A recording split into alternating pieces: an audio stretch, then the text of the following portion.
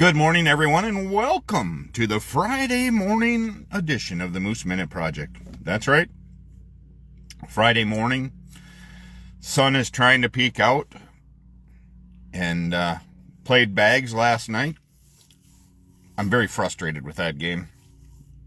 It shouldn't be that hard, but it is. I don't play it enough. It was the first night I've thrown bags since last year's bags. So I don't throw it enough to, but I'm still competitive enough to go, it's not that hard. They're 29 feet away and the hole's this big and you shouldn't be that hard. But it is. But had a good time anyway. So, welcome to the Moose Minute Project, titled, Do We Still Do Things Based on a Handshake or a Gentleman/Ladies Agreements? Where does this come from? Well, I was listening to sports this morning, local sports. Richland Center plays in Dodgeville for the regional championship game.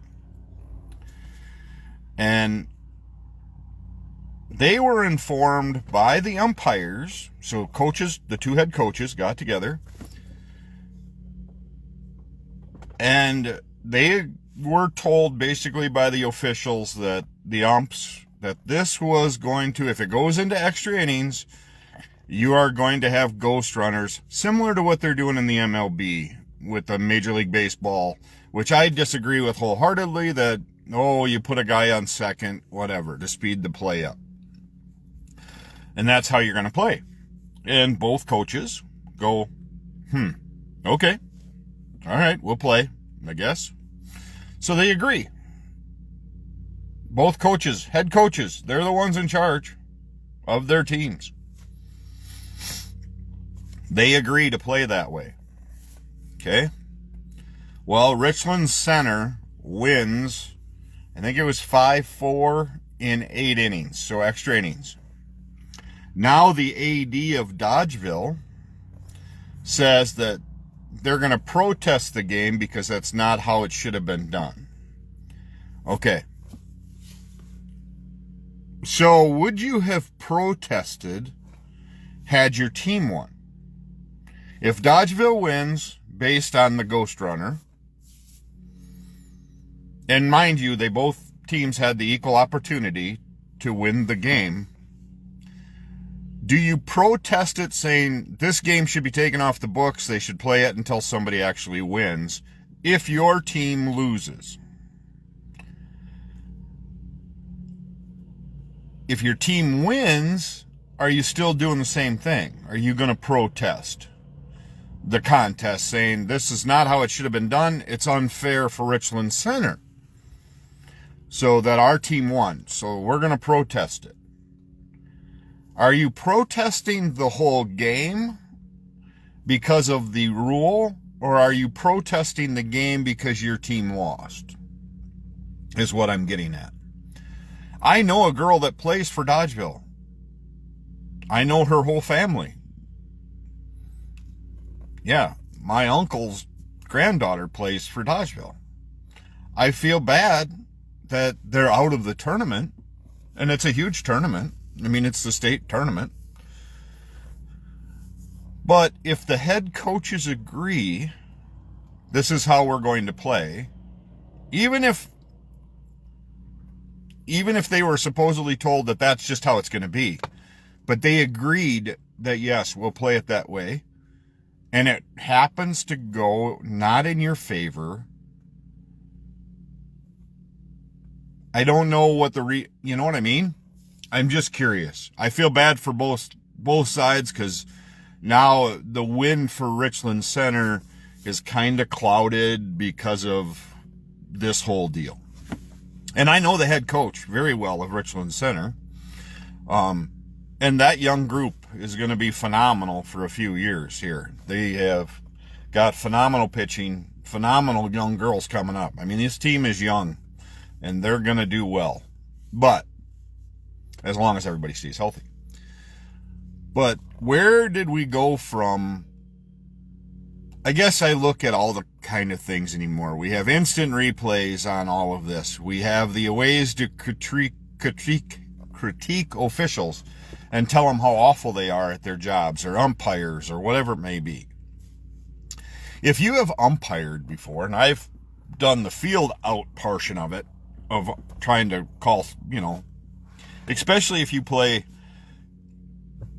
church league or whatever it may be, volleyball to softball, if you play any of that, it's still very competitive and people get downright upset. But if you've never called balls and strikes or outs in a game, it happens bing bang. It is literally that fast. And there's going to be mistakes. We all make mistakes. But since the main people involved agreed that that's how the game was going to play, now the AD is protesting. Are you protesting it? If you honestly are protesting it because both teams, you're thinking of both teams, or would you have protested had your team won? That's the question. And it's easy to say now that, yes, if my team would have won, I would have protested it too. I don't believe so, but that's just me. I don't know the AD there. But the game was played by an agreement of the head coaches. So in my mind, the game, and this is just me, I don't have a stake in either one. It's not like I have kids involved or anything else on these teams. It's just a game of what it is. They were agreed to play and they did. I have been involved in many kind of tournaments, whether bowling, softball. I played a lot of softball in my day. And it's just, if you agree in going into a tournament that these are the rules you're going to play by, you don't have a whole lot to say. And then from here on out, do we have contracts for everything? Do we have contracts? Do we have to have legal contracts for everything? Or can we say, you and I agree that this is how it's going to go? And then if it doesn't go that way, now you're pissed off and you're either going to sue me or whatever it may be.